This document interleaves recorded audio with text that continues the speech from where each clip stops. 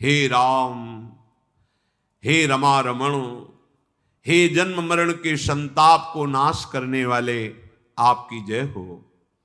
आवागमन के भय से व्याकुल मुझ सेवक की रक्षा कीजिए।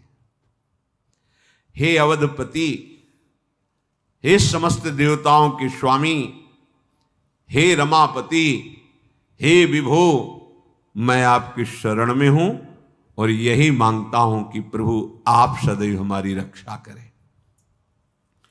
10 शीश 20 भुजा वाले संसार को दुख देने वाले रावण का विनाश किया। हे श्री राम जी, भवरोग से मुक्त करने वाले आपके चरणारविंद हैं। राक्षस समूह रूपी जो पतंगे थे सब आपकी बाण रूपी प्रचंड अग्नि में भस्म हो गए। आप समस्त ब्रह्मांडों के सुंदर आभूषण हैं, पृथ्वी के आभूषण हैं। सारंग धनुष धारण करने वाले, मद मोह ममता, ये घोर अंधकार रात्रि है। जैसे रात्रि में कुछ दिखाई नहीं देता, ऐसे अहंकारी को, ममता युक्त को, मोही को सत्य नहीं दिखाई देता, मनमानी आचरण करता रहता है।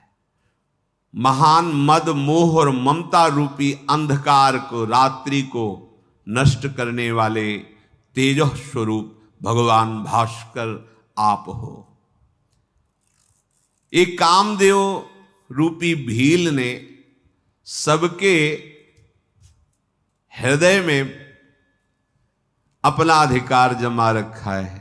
जैसे भील हिरण को ताकता और बाण संधान करता है, ऐसे सबके मन को ये मनमथ मथ करके वासनाओं में फंसाए रखता है। हे नाथ, जो आपके चरणों का आश्रय ले लेते हैं, आप उनकी इससे रक्षा करते हैं।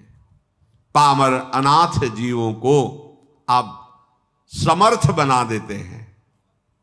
जो आपके चरणों का आश्रय ले लेते हैं, ये काम क्रोध आदि उनको परास्त नहीं कर सकते। पूरा संसार दुखों से पीड़ित है। एक बहुरोग वियोगन ही लोग है। कितनी चिंताएं, कितनी बातें, कितनी समस्याएं, पर जो दुख भोग रहे हैं, चिंताओं में फंसे हैं, उसका कारण है भवदंग निरादर के फले। आपके चरणों का निरादर किया, इसीलिए इनको भोगना पड़ रहा है। भाव भगवान शंकर कह रहे हैं, यदि कोई भगवान की शरण में आकर और उनका नाम जप करते तो ये संसार भी सुखमय हो जाता है, दुखालय भी सुख सिंधु बन जाता है। जैसे गरल सुधा रिपु करहि मिताई, विष भी अमृत हो जाता है, दुश्मन भी मित्र बन जाता है। जहां पर कृपा राम की हुई, ता पर कृपा करे सब कोई। ये जो बहुरोग वियोगन ही लोग है, ये भवदंग निरादर के फल, ये आपका निरादर किया, मनुष्य जन्म मिला, आपका आश्रय लेकर भजन नहीं किया, उसका परिणाम है नाना प्रकार के दुख, चिंता, शोक, विषाद, इसमें घिरे रहते हैं। जो मनुष्य आपके चरण कमलों में प्रेम नहीं करते, वो ऐसे अथाह भवसिंधु में डूबते ही रहते हैं। बार बार जन्म, बार बार मरण। भवसिंधु अगाध परे नरते, पद पंकज प्रेम न जे करते। जो आपके चरणों का आश्रय लेकर भजन नहीं करते, इसी में डूबते मरते रहते हैं। जिन्होंने आपके श्री चरण कमलों की प्रीति नहीं की, वो चाहे जो कुछ करके देख लें, सदैव दरिद्रता नहीं छोड़ेगी। दरिद्रता का मतलब फटे पुराने कपड़े पहने भीख मांगना, ये नहीं है। नहीं। बहुत वैभव है, पर सुरसा की तरह उनकी कामना तृष्णा बढ़ती चली जाती है। धनी कौन? संतोषी। दरिद्र कौन? कामी। जो कामनाओं से जकड़ा हुआ वो दरिद्र है। जो संतोष रूपी धन प्राप्त जिसे हो गया, उससे बड़ा कोई नहीं है। धन प्राप्त हो जाने से दरिद्रता नहीं जाती और हमारे अंदर मांगे बढ़ती जाती हैं। संतोष प्राप्त हो गया, जथा लाभ संतोष सदा काहो, ये बड़ी आनंदमयी वृत्ति है। जैसे प्रभु रख रहे आनंदित होकर सतमार्ग में चलते हुए सबको सुख पहुंचाते हुए जीवन व्यतीत करता है। ये जीवन भी महान शांति सुखप्रद और अंत में भी भगवान की प्राप्ति। प्रभु जिन्होंने आपकी लीला कथा सुनने को नहीं पाया है उनको ये संसार अच्छा लगता है।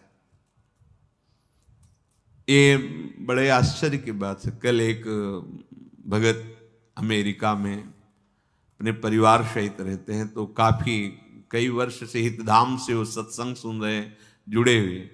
कल पूरा परिवार रो के कह रहे थे अब मुझे नहीं जाना, हमें वृंदावन में। भाई कैसे? वृंदावन में रहने के लिए तो बड़ा आधुनिकता का समय है। अगर आप जगह खरीदेंगे, बनाएंगे, वो सब आपका परिवार। मुझे अब कुछ नहीं सुनना, वृंदावन। रो रहे थे मुझे वृंदावन रहना है। अब हमारी ये समझ में आ गया कि जीवन का उद्देश्य केवल प्रिया प्रीतम की प्राप्ति है। अब हो जो भी जैसे भी बनेगा होगा। बच्चे हैं, पढ़े लिखे, नौकरी पेशा कर। बच्चे कह रहे नहीं हमें भजन करना है, हमें नहीं। कान में चर्चा जा रही ना भगवान की। ऐसा नहीं कि वो बच्चा है, वो बहुत पुरातन है, भगवान का अंश है। उसके हृदय में जैसे प्रहलाद जी को नारद जी गर्भ में ही उपदेश कर रहे हैं, स्वीकार कर लिया तो गर्भस्थ शिशु भगवान की भक्ति में प्रवीण हो गया, गर्भ में ही। वो पुरातन भगवान का अंश है। उसे पूछ रहे देखो ठीक से बात करना, अब इतना तो समझ रहे हो ना हमारी बात। तुम्हें भगवान के मार्ग में चलोगे तो ब्याह नहीं होगा तुम्हारा, अच्छा भोजन भी नहीं मिल सकता, लोग गालियां भी दे सकते हैं, असुविधा भी हो सकती। हमारी तरफ देख के बोलो। हाँ हम ये सब समझ रहे हैं, सत्संग में भी सुना है, पर हम निश्चय करते हैं कि हम भजन ही करेंगे जीवन में। अब हमें ओ बच्चा पूरा परिवार यहां कह रहे हैं कि जिनको आपकी कथा सुनने को नहीं मिली उन्हीं को ये संसार प्रिय लगता है। ये भगवान की चर्चा का प्रभाव है, ये किसी व्यक्ति का प्रभाव नहीं है, ये भगवान के यश का प्रभाव है, ये प्रियालाल की चर्चा का प्रभाव। सोचो जिनकी चर्चा का प्रभाव ऐसे सुविधाजनक जीवन व्यतीत करने वाले, वो अपने जीवन को प्रभु के चरणों में सुविधाएं छोड़कर कष्टप्रद रहना चाहते हैं। और अगर कहीं ऐसे प्रभु से प्रेम हो गया, तभी तो कहते ब्रह्मादिक के भोग सब विषम लागत ताए। जहां जाना, जाके अर्थ कमाना, बड़े बड़े पढ़े लिख के चाहते हैं, वहां उसकी व्यवस्था है, नौकरी है, वो उसे छोड़ करके यहां रहना चाहता है कि चाहे हमें भीख मांग के खाना पड़े, पर हम अब वृंदावन धाम से नहीं जाएंगे भजन करने। और आश्चर्य की बात, 6-7 वर्ष या जो भी हो गए हो, हितधाम में कसम खाई थी दोनों पति पत्नी ने कि अब आजीवन ब्रह्मचारी रहेंगे। उनका ऐसा मत बोलो, ऐसे वैभव संपन्न देश में रहते हो, फिर कोई त्रुटि हो जाए, आप भाई पति पत्नी हो, कोई त्रुटि हो जाती है तो गृहस्थ धर्म में हो, आप यहां शपथ मत। उनका शपथ पूर्वक कहते महाराज आजीवन में त्रुटि। एक बार तो हृदय बलिहार है तुम्हारे, इस भाव को साथ रहते हुए उसी विषय का सेवन करने वाला आजीवन के लिए विषय त्याग का नियम ले लेता है। क्यों? क्योंकि भगवत चर्चा सुनी, उसका प्रभाव अंदर गया। अवलंब भवंत कथा जिनके, प्रिय संत अनंत सदा तिनके। जिनको भगवान की चर्चा सुनने को मिली उन्हें संत प्राण प्यारे लगने लगते हैं, और भगवान से, उस अनंत महिमा संपन्न भगवान से अपनापन हो जाता है। मेरे नाथ मम जीवनो किशोरो मम जीवन आहा। मेरे जीवन है, मेरे प्राणाराध्य, मेरे प्रभु, ऐसा ये अपनापन। और जिनको आपकी कथा सुनने को नहीं मिली उनको सांसारिक भोग प्रिय लगते हैं। प्रभु जिनको आपकी कथा के प्रभाव से संत प्राण प्रिय लगने लगते हैं, तो नहीं राग न लोभ न मान मदा, तिनके सम वैभव वा विपदा। ओहो, भगवान शिव कह रहे उनका किसी से भी राग नहीं रह जाता।